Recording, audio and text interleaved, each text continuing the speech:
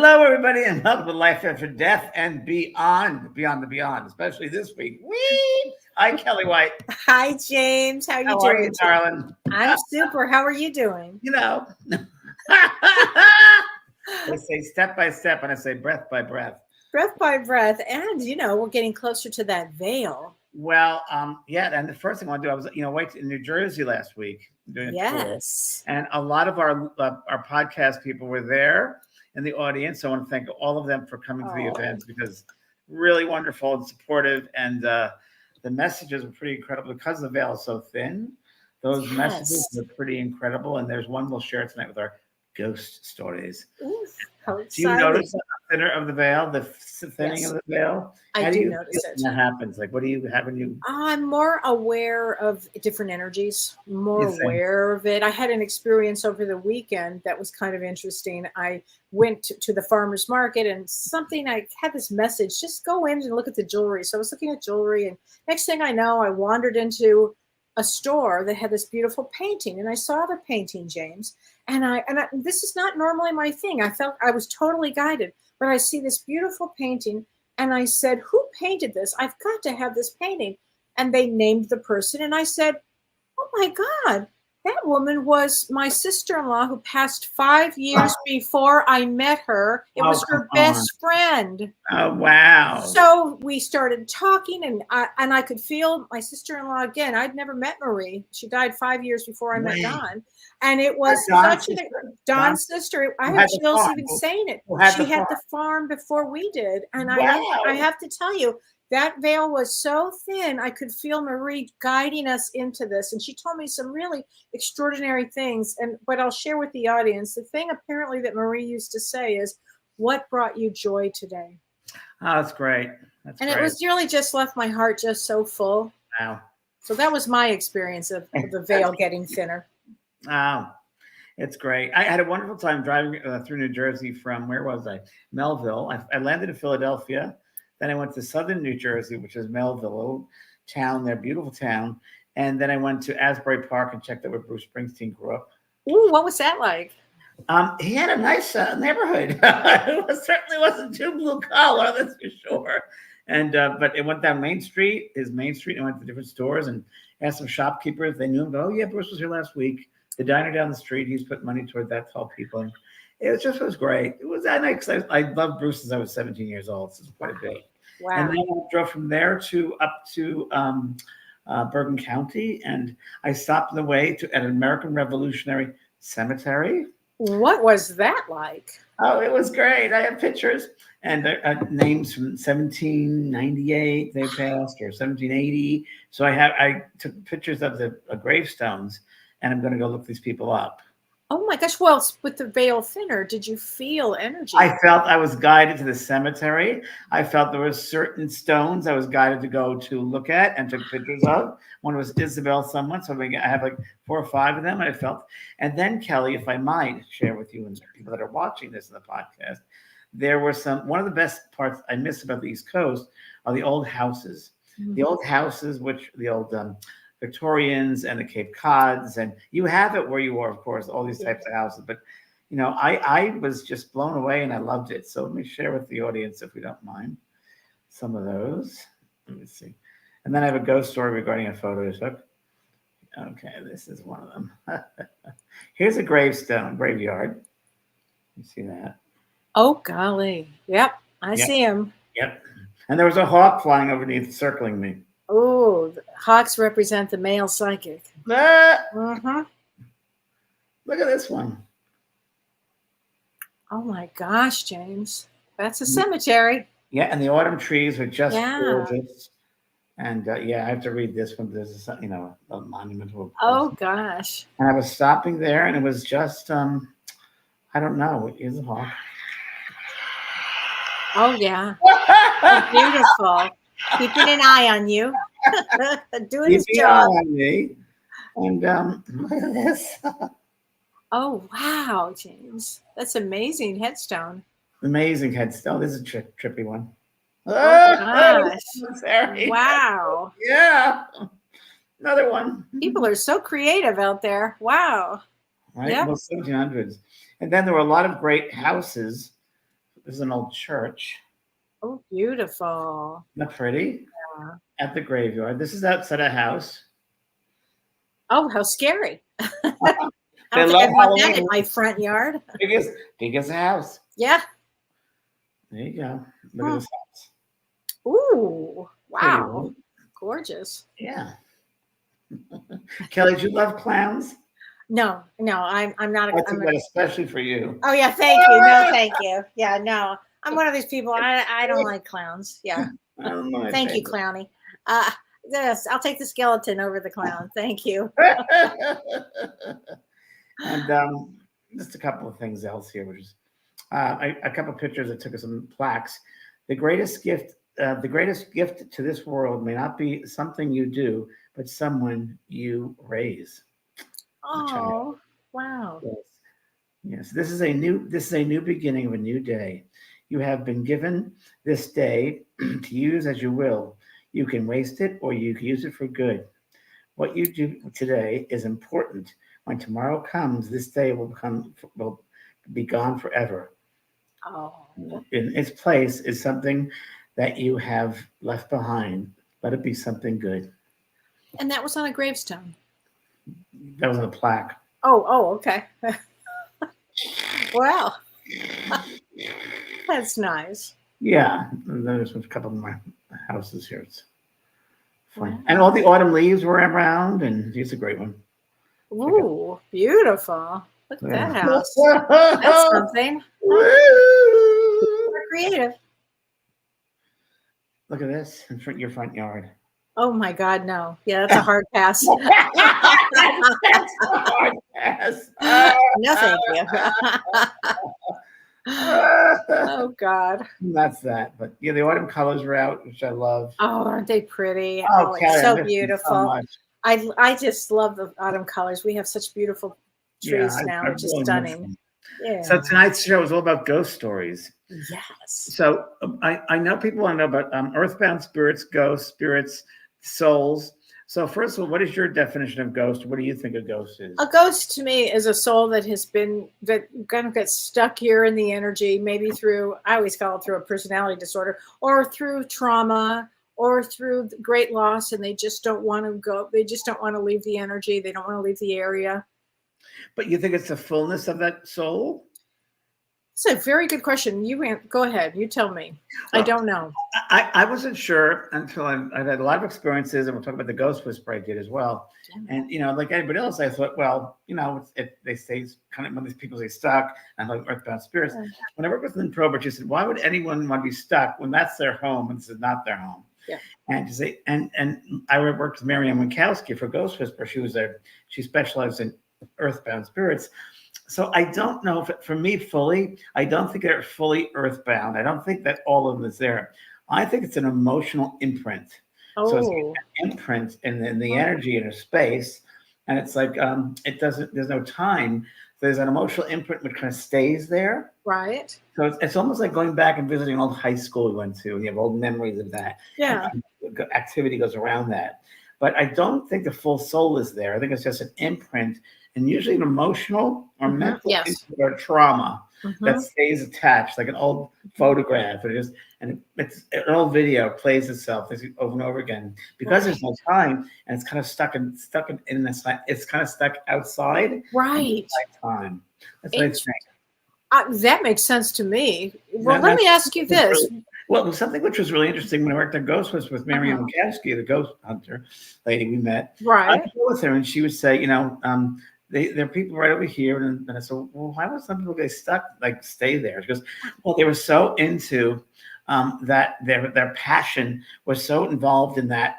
Like, for instance, we did the Ghostbusters Universal Studios, and we did a tour around the studios, and she told me where certain ghosts were, earthbound, she called them, were stuck. And there was Olivia de Havilland was there, some old grips, and it was very interesting. We checked some of these things out, and it all made sense. And she went to Larry's farm, our friend Larry, and she said, there's a man here that shot someone, and he doesn't want to pass over because he feels he's going to go to hell. Oh my gosh! Is it really that full, the ones of that man, or is it a part of him?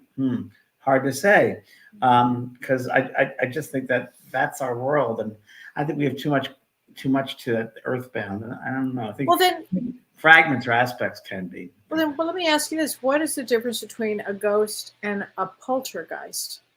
Well, now that's really interesting.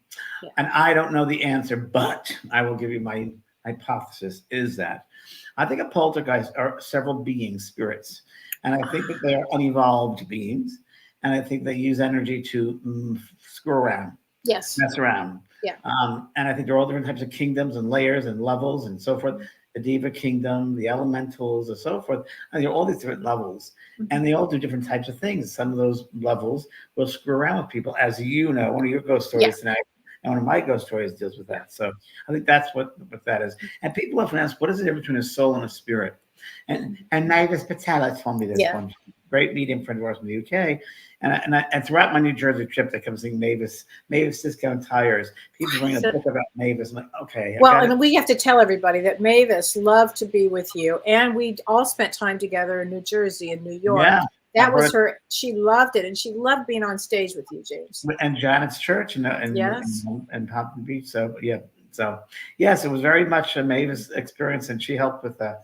Well, one of the readings, here's a good ghost story. The first one you start off with, my experience in New Jersey. The readings were really exceptional. I believe that even like some of the best in my time as a medium, which is incredible.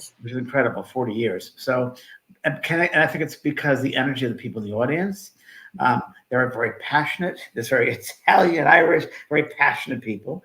And I was very passionate, and the spirit was. And we had some wonderful, experiences. One experience we had, which I'll share with everybody, if you want to call it a ghost story, is hold on. So I was one day on going to do a demonstration at Melville, which is right there in Southern Jersey. And anytime you do a demonstration, as you know, like we talked about, you keep your mind open and let spirit impress you any way they choose to impress you.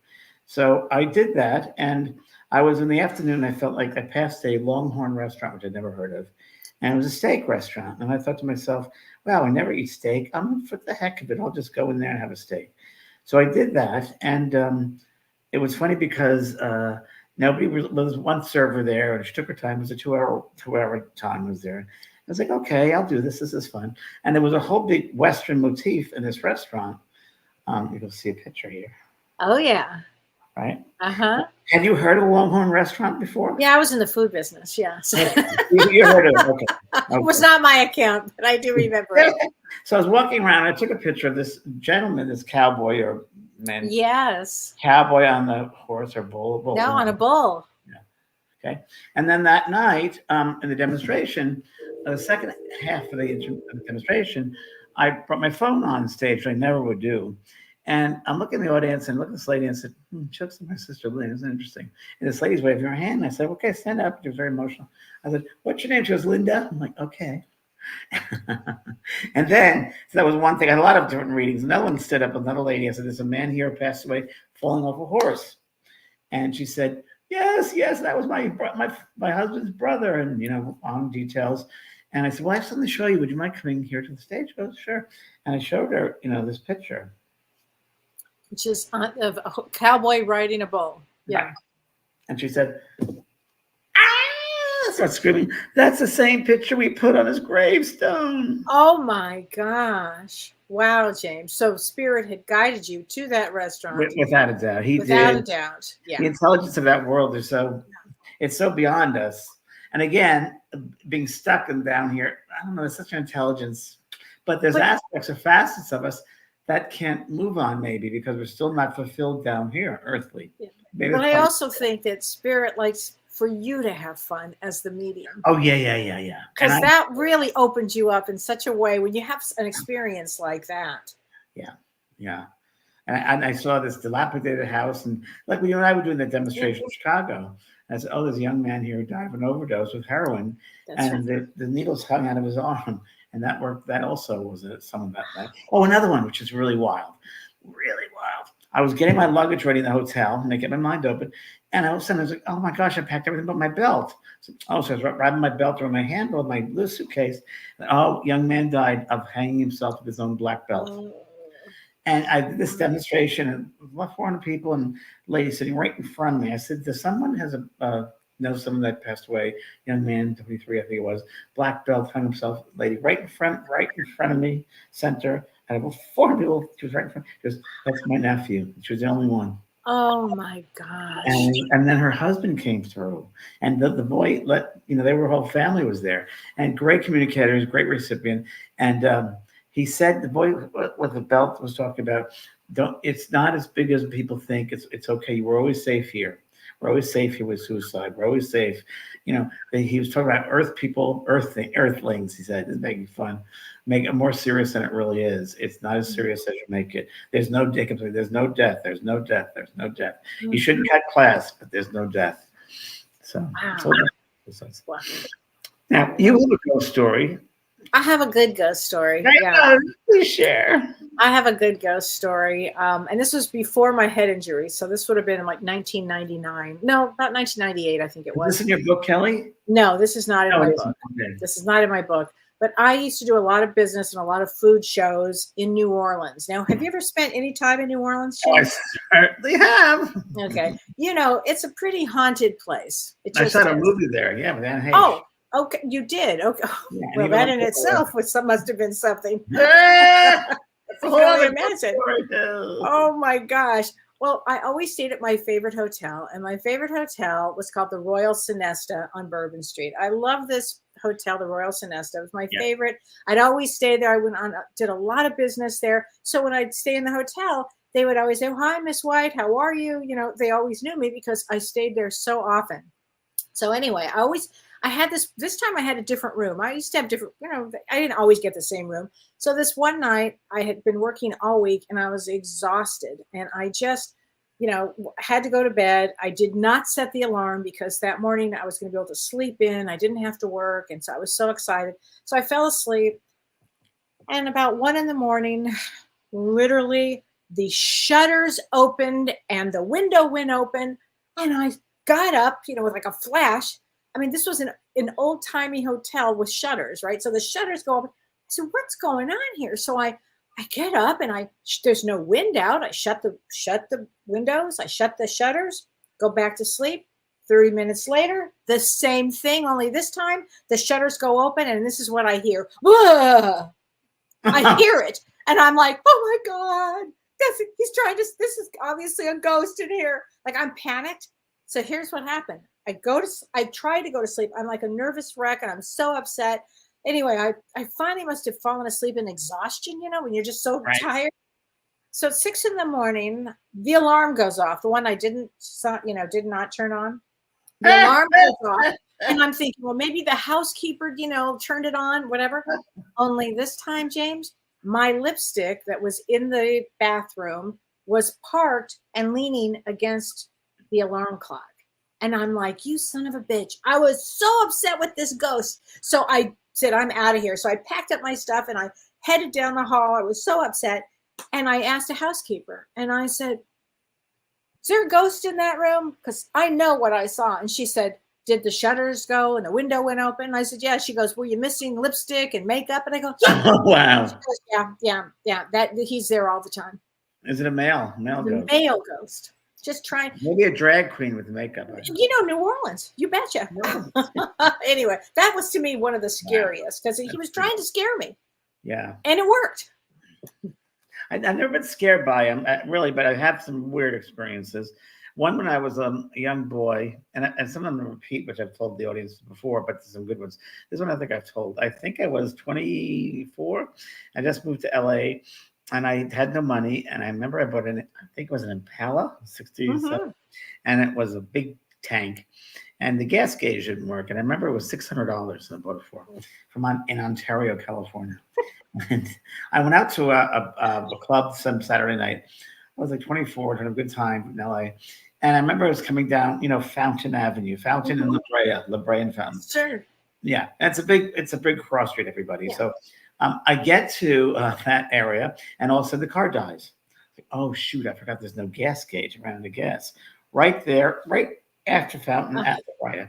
Which is like close to Hollywood, like really Hollywood. Oh, it's in Hollywood. Yeah. It's in Hollywood. I live like 4 blocks away, and I was I looked over and there's a gas station. I said, oh, this is great.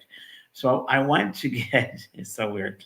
I went to pick up the gas, and I went and what did I do? I said, oh, I went and got gas in the gas station with a red tank, the gas holder.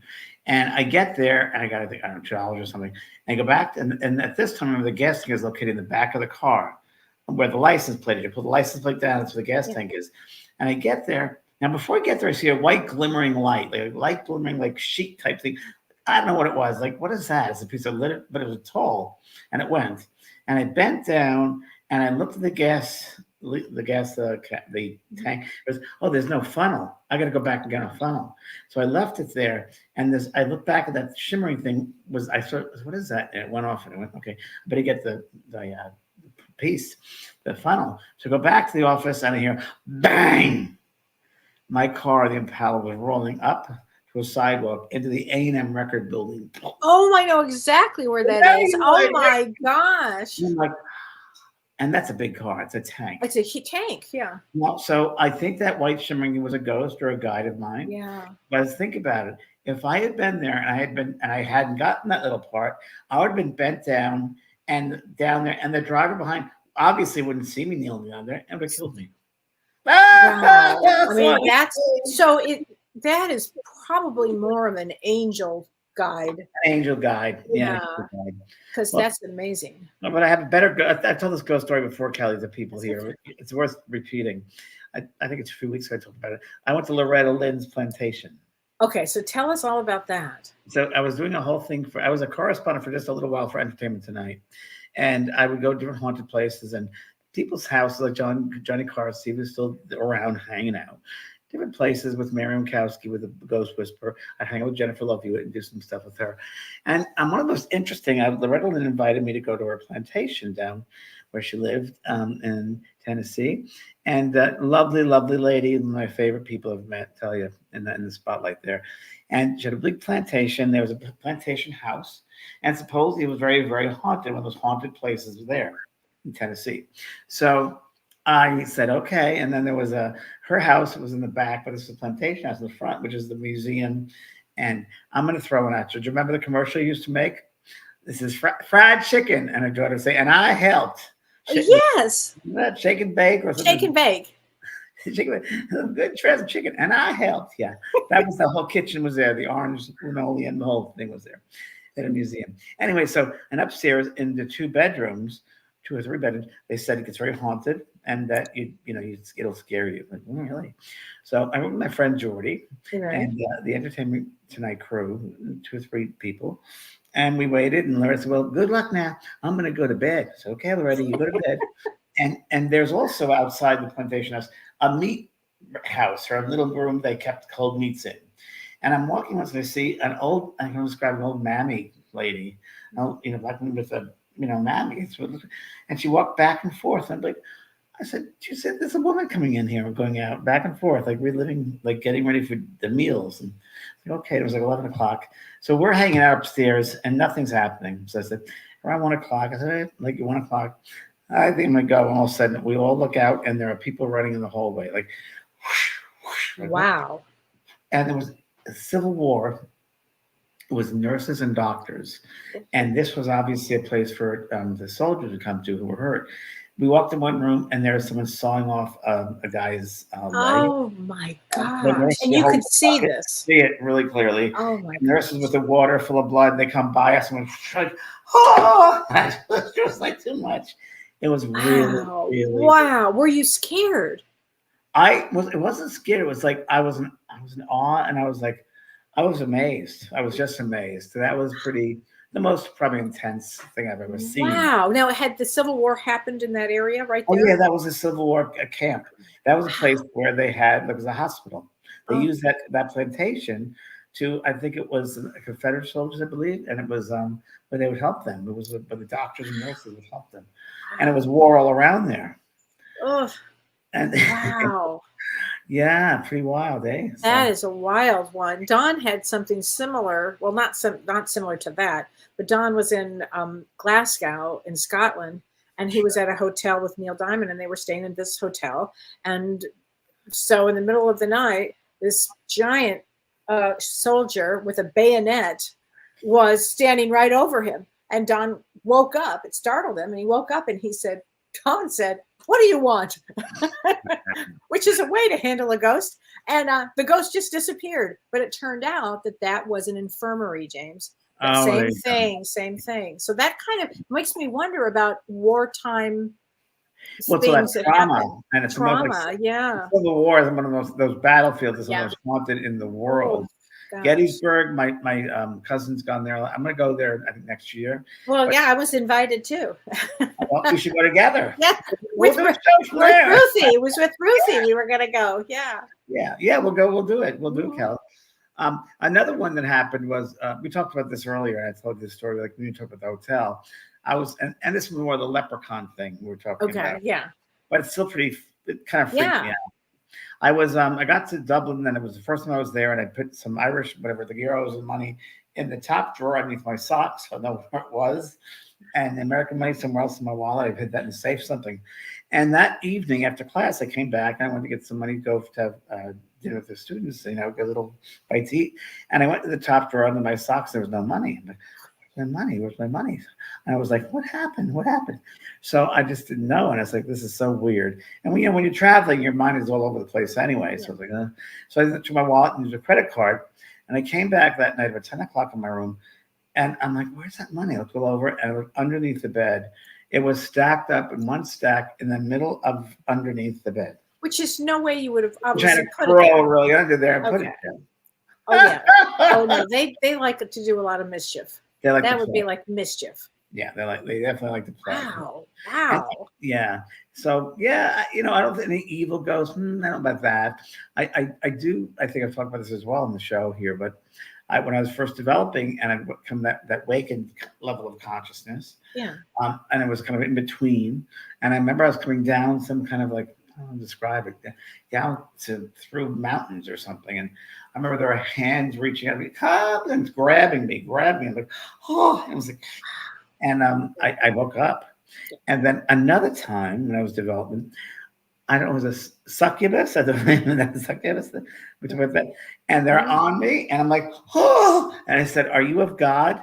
And it disappeared. Well, so thinking of that along those lines, if people do have a ghost or if they see a ghost, what are some of the tips that you can use? Because in my mind, I always say, aside from go to the light, I start praying to Jesus, actually.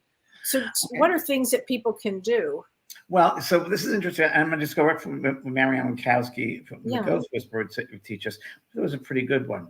So, and I helped many people over when she was in the show. We did it together. And the way she did it, which I kind of like, for instance, we went to a restaurant in West Hollywood and we're sitting there. And she goes, so, there's a man sitting on the second step over there, and he's passed over. And I said, and why is he here? She said, well, he's gay, and his family is very Christian, very religious. They didn't believe in it. And he's going back to that old belief system. And he feels if he goes in the light, he's going to go to hell.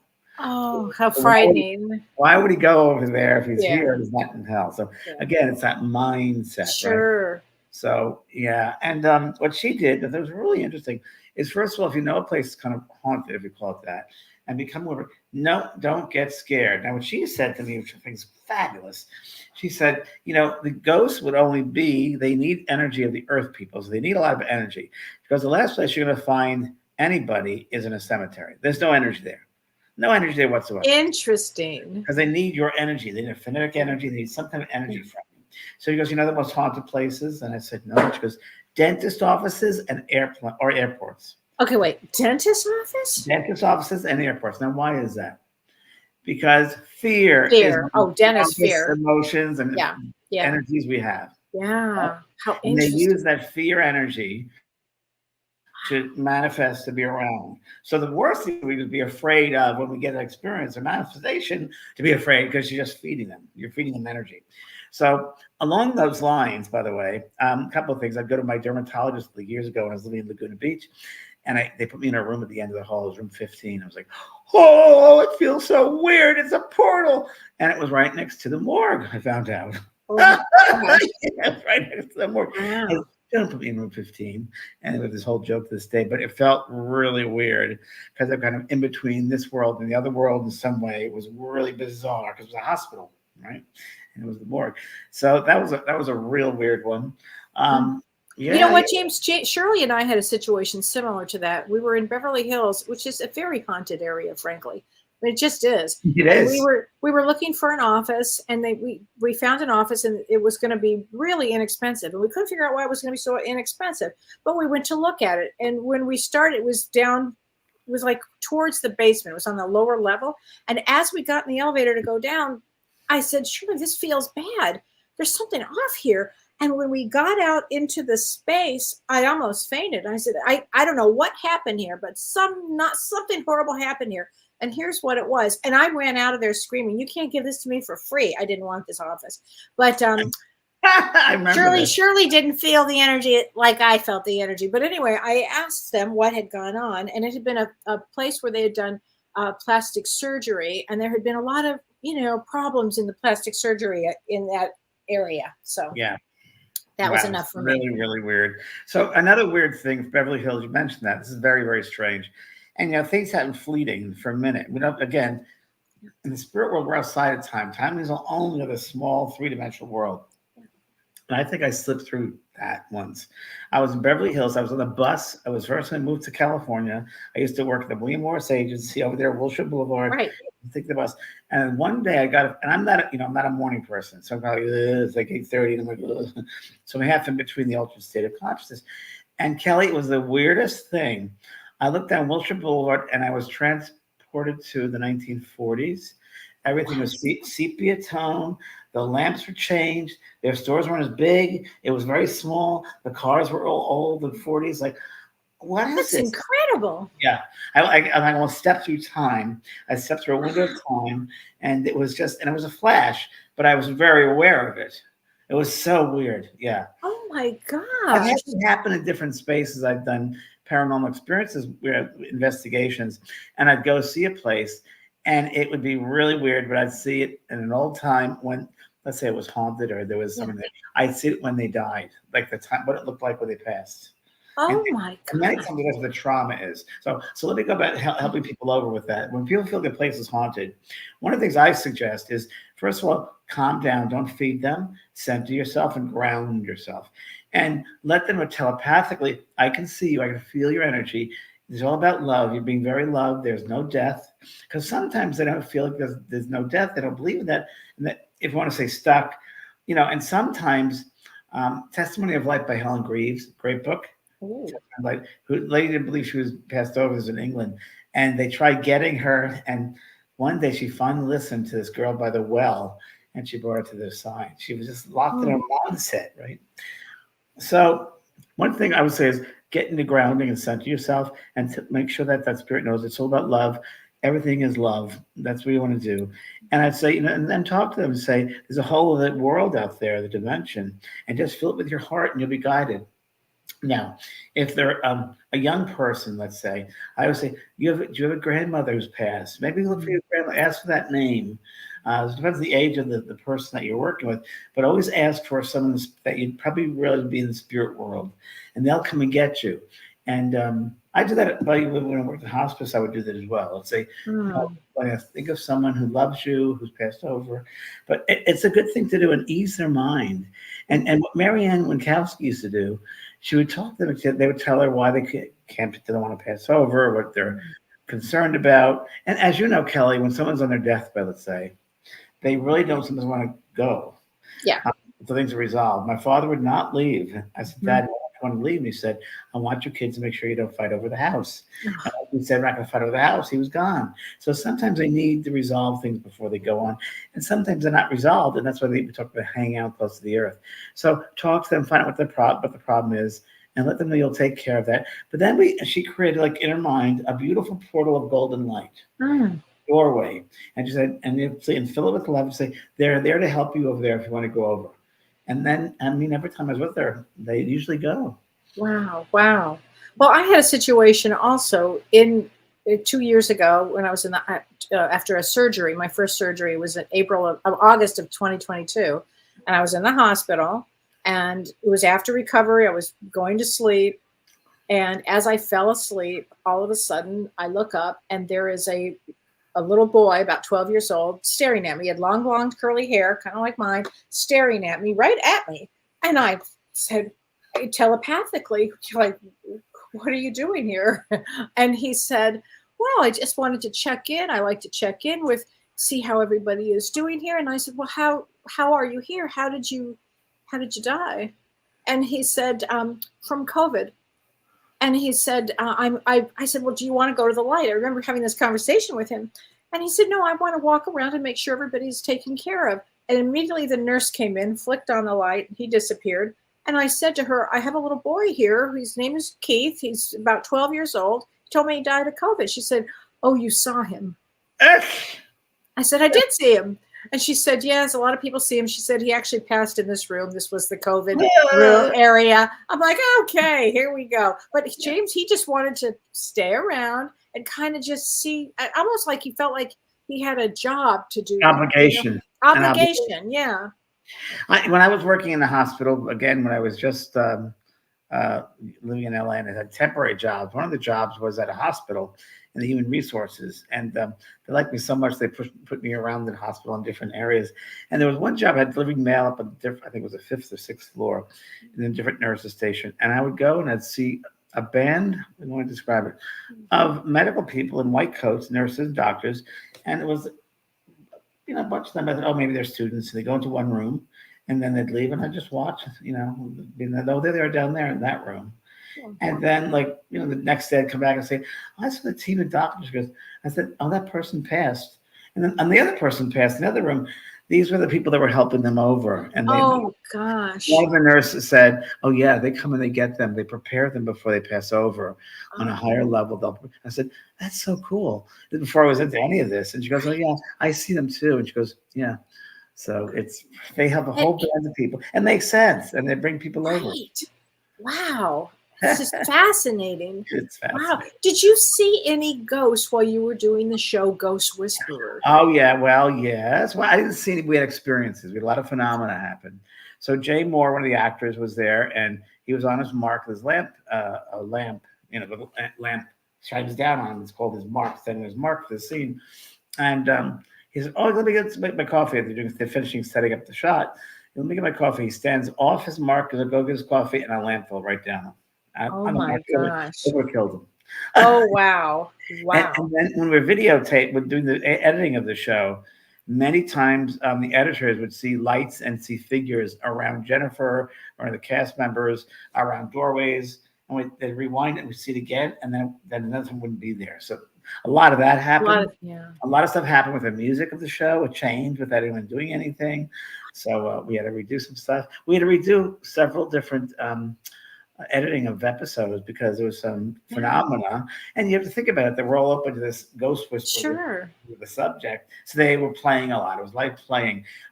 There was some scenery that would move. There was some stuff Jennifer bit. I don't say nightmares, but she had some stuff bothering her. She would take her work home sometimes, and her and I would talk about it. It was like, Jennifer, because I helped her to get into the role, to understand the role.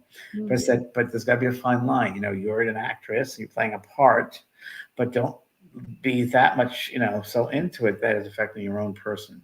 Wow. Yeah, we had a lot of different things happening. And another weird thing, I've told this story too. When I was doing that movie in New Orleans, there was a girl there, and she said during the break, "Can I ask you a question?" I said, "Sure." She goes, "I just finished a pilot. Will it do very well?" And I said, "Oh." And I tuned in. I said, "It's going to change your life." And then 3 years later, or 4 years later, I was on the set of Ghostbusters, stage, 26 at Universal. And Desperate Housewives on stage 25. We filmed next door. So they're in the kind of commissary getting lunch, and there's a girl coming toward me down the hallway. It's Eva Longoria. Oh. She looks at me, I look at her, and she goes, "Ah!" And I ran, "Well, did it change your life?" She goes, "Yes." Oh. And then our stage would go right next to each other. It was just kind of a weird type of thing. That was interesting. That is an interesting thing. Yeah. Tell me about Abe Lincoln. What are your thoughts on Abe Lincoln as a ghost? Well, I have my whole Abe Lincoln story I wrote about in my book, which is pretty good. I'll share that with everybody. I was doing my show Beyond. It was a TV show I had for a year, and I think it was 2001, 2002. And it was a Sunday night, and I was going into LA from Laguna Beach on Monday. And I remember I was with my partner Brian at the time, and we had an argument about something. And I think I had a shot of tequila. And I went to bed about 7:30 or something. I was like, ah!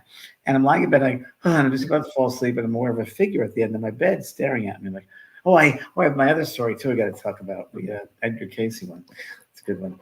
And I'm looking at this being, I'm like, my eyes. I'm not really drunk at all. I'm just like looking, and I see it was like Abe Lincoln, but he was not by himself. And I said, "Are you Abe Lincoln?" Telepathically, I said, "That is a personality you know me by, but we are." And I want to say the name of the group he was with was like the New Age, the Light, something, the Forum of Light or something. And we are here to help you. You're going to change the consciousness of the planet. We're helping you with your show. And I'm like, huh? What? I said, so cynical. I was like, huh? He goes, we are here to help you. That is what you need to know. We're here to help you with your show. We're here to help you with your work. I'm like, okay, are you really Abe Lincoln? Is that really who you are? And because I was like, yes, that is how you know me. I said, I need proof. I said, I really need proof it's you. So what happened was I said, you will have your proof. Just remember, we are here to help you. So, okay. So the next morning, I wake up with a fax machine going off. And Linda, our good friend Linda, who did my book, she like kind of ghostwriter grammar stuff. She wrote one of the chapters of Heaven and Earth. And the ending one of the last chapters, questions that people would have. And she knew some of the answers that I would often give. And she would put them down, and I would embellish them if I felt the embellishment. And one of the questions that she put in was, are apparitions... are apparitions true? Does it really happen? And her answer is yes, they do happen quite often. People have certain visions of the future apparitions, just like the very famous Abraham Lincoln death scene. Oh my gosh. He went up one night, he was walking around, he saw his own funeral. He was lying in state, and all the military men, 4 military men were watching, and looked over, and there was his face. Wow. Right? So I was like, I looked at it, I was like, oh, wow. I freaked out. There was a Lincoln thing. So I freaked out. That evening, I was paying my bills, it was my checks, and I had my wallet on the table, and it fell down off the table. I looked down, and the $5 bill was stuck out, and there was Lincoln's face. Like, wow. So from that moment on, for about a year and a half, every single day there'd be a reference to Lincoln, whether it was, as has happened, watch television, Lincoln Insurance, or I was driving and there was trucks with Lincoln, or there was a license plate with Lincoln, or I'd go on a stage and there'd be a penny right there, or I'd be in an interview and somebody, Abraham Lincoln ever comes through every single day. He made it clear for you. Yeah. Wow. Pretty cool. Well, what do you think of that picture? There's a well-known picture with Mary Todd Lincoln. Look at this picture. If everybody could see. Yeah, I have a book with all these photographers. There was the late 1800s, wartime, right? It was the end of the Civil War. If you notice, he's with 2 people there, and I think those are 2 boys that passed over, his sons, on his right side. And they were very much into seances. They had seances at the White House, and she was very much a spiritualist because they lost 2 boys actually, and she was distraught. So they had seances, and they really had them often. And they were very famous photographers, spirit photographers at that time. A lot of frauds, but there were some that were very genuine. And that was when I was very genuine. I forget his name. I have books on that, spirit photography. And Abraham Lincoln, another Abraham Lincoln story. I went to the Ford Theater with Jordy, and nobody was there. It was 1:00 in the afternoon one day.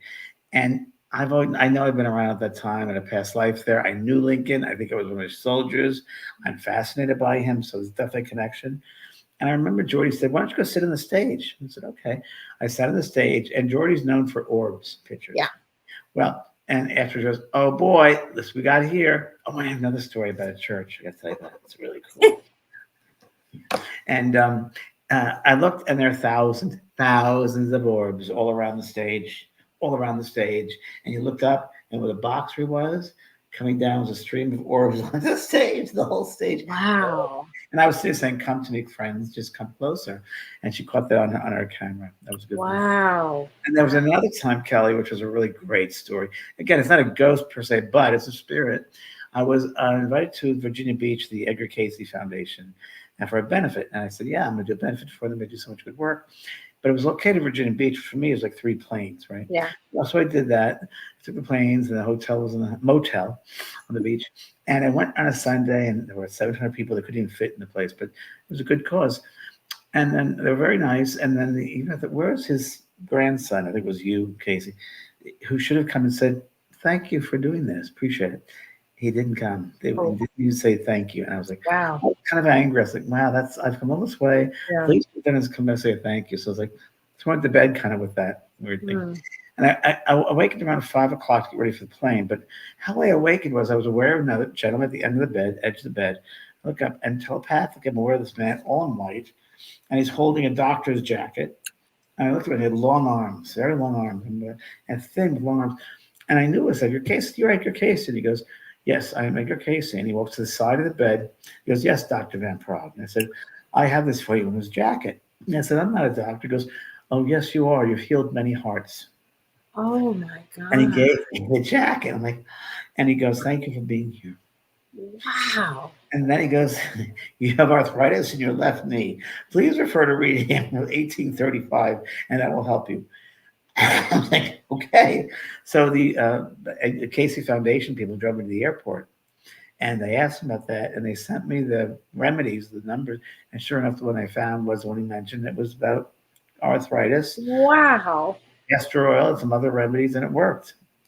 Wow. And I brought him through other times, and I channeled in a trance my workshops. He's come through really, really well, and helped people. Yeah, pretty wild. Wow. Now, didn't you also get to sit in his chair? Yes. So yes, that's correct. He used to lie on a green sofa, and his secretary would take notes, and he'd go into the trance state, and he'd go to what's called the Akashic records, which are records of our soul, right? Our soul's experiences through lifetimes and eons of times. And sometimes, in order for him to get a remedy, he'd have to go see what that soul's history was, or is, and what it's open toward, and what its what its maladies are, what it's prone to, if you will. And that's how he would do his readings. He'd go to that soul's record, the kitchen records, and pull it out, and that's how he'd get his remedies. So he'd be on that green chair and he'd go into a trance state, an altered state, and his secretary would write down the words in different voices would come through and write down the remedies, the souls. And Edgar Cayce's work is so amazing, everybody. You should really read a lot of his books there from those readings.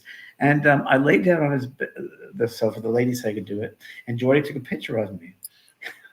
There I am lying in bed, and underneath my back, my legs are all white light. Oh my gosh. Wow. Wow.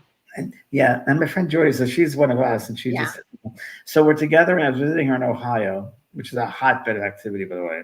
Ohio. You know this. Yeah. Yeah, it's amazing. You betcha. Amazing. So we went to a place, I don't know where we were going. We were going to visit somewhere. I think on this road was a dinosaur or something, or some hills. And on the way, I'm looking at my Facebook. I'm on Facebook saying hello to people, my Facebook page. And I told this one person where I was, she goes, oh, you have to go to the cathedral. I forget the name of it. And she said, Cathedral Miracles. I'm like, Cathedral Miracles. I said, Jory, Cathedral Miracles. Someone said, she goes, oh, here's the exit right here. Let's go. Oh my gosh. At that moment. Wow. So we bought the off ramp. We go to the left and we find this cathedral. And it's a cathedral, which was, forgive me for not knowing the details. It was a shrine for Mary, but from Portugal. They had a statue in Portugal, and it was brought over in like 1920s. And the weird thing is they brought it from the harbor to the church. There was a parade, and true story. You can look it up, and it was pouring down. And they're holding the statue. Not a bit of rain around the statue. Wow! Wow! And you go to this shrine. It's a big cathedral. It's near Lima, Ohio, maybe to the more east. And it was incredible because you go in, and the only time I've experienced these things was in Brazil when it's the healing centers. Well, in this cathedral, all you can see are, braces and old, like bandages and canes and all these items, apparatus that would help people who needed healing. So it was just amazing, all over the walls and the ceiling. And they would go and have spontaneous healings at this place. And these were what they were left behind. And so what happens, they say, and something of a cathedral, roses or something, and they say, people get roses on them, whatever. And we're looking at the stained glass windows. It was just, you felt the vibe. The vibe was really beautiful. And then I walk out into the lobby with our friend Jim and Jordy, and all of a sudden we're talking, like, wow, that was pretty amazing. Look at all, everything hanging up in the walls and casts, and it's just like, wow, casts of faces. I mean, everything. It was there. and crutches everywhere, crutches, wheelchairs, I mean everything. And all of a sudden, petals on me, like petals. They're rose petals falling down. Oh my gosh! And we all felt it. They're all over us. These rose petals, and I think we just the three of us in this lobby, and they gave it, I don't know, 30 rose petals. So we take them all up, and we go next door to the rectory. And a brother answers the door. He goes, "What's going on?" We have these roses, and he looks at us. And he goes, "Oh, these big eyes. Who are you?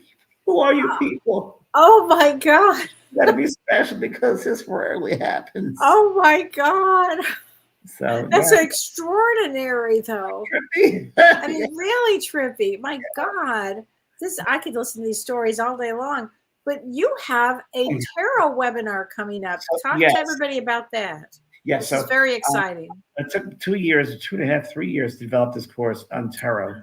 And like I did for my course for astrology, I wanted to go deep diving. And I worked with Liz Cook, who knows a lot about astrology. And we developed this course and about what the card meanings are, like deeply. And I was really shocked because she knows a lot about it. I was like, wow, this is so amazing. So it's a very thorough course. And we're having a free seminar on it's right there. So it looks like it's the free seminar on Thursday, October 24th at 4 p.m. Pacific time. So anybody can sign up for it? Yeah, just go on my website. You'll see it, and or the school page, and it's all free. And I think you'll really like. We'll do some different 3 cards, what they mean, and we'll share a lot. So it's a free seminar Thursday. So people that are, they always talk about tarot and wanting to learn how to do it. So it's a timing of this is great timing. Well, I've met a couple of people on my tour who've already taken the beginning of it because we offered a soft, sell last week. And they've started taking. They said, "Wow, it's one of the best courses I've ever taken. This is amazing. I always want to do tarot. This is like," I was like, "Wow, yeah, it's a great course."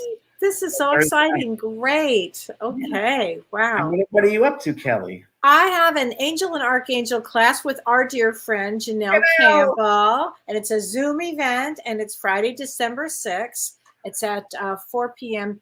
Pacific time, and I think it's 10 in the morning on Saturday for Janelle in Australia. And it's going to be a great class because Janelle is a wonderful. She's going to do a meditation and she's going to channel the archangels, and it's going to be really amazing. She's a very good trance medium, by the way, really good trance medium. So, she told me something really interesting the other day. She was teaching trance mediumship, and she said, "Kelly, for all the angels started coming through to her. They're already working with her." So we're really excited about this course. So please sign up for this. And there you go. That's great. Well, thanks, Kelly. Thank you, James. Great stories. Oh my gosh. Thanks, everybody. We'll see you next week. Yes, looking forward to it. Take care, everybody. Okay. Welcome.